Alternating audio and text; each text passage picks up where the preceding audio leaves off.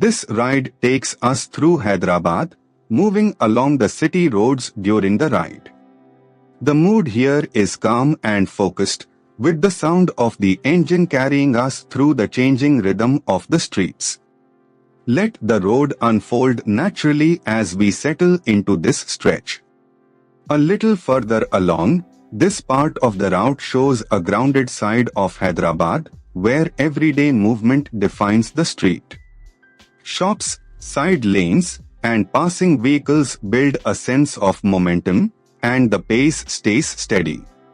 It is the kind of stretch where the ride feels less like a destination and more like a continuous observation. As the ride continues, here is something worth knowing about this part of Hyderabad.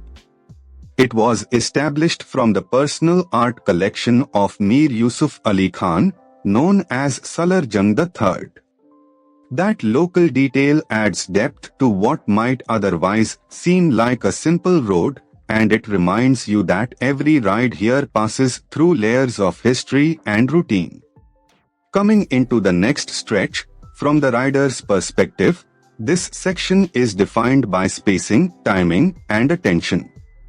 Traffic flows in its usual unpredictable pattern, so every opening on the road matters. The experience becomes less about speed and more about reading the street early, staying smooth, and keeping the ride controlled.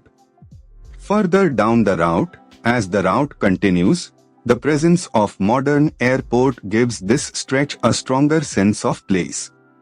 Landmarks like this help anchor the ride, because they turn a moving sequence of roads into something memorable. With the road opening ahead, the atmosphere here changes with the hour, and the weather adds its own character to the ride. The road noise, light, and movement around the bike all combine into a very specific riding mood. That is what makes city POV footage work best when the narration supports the scene.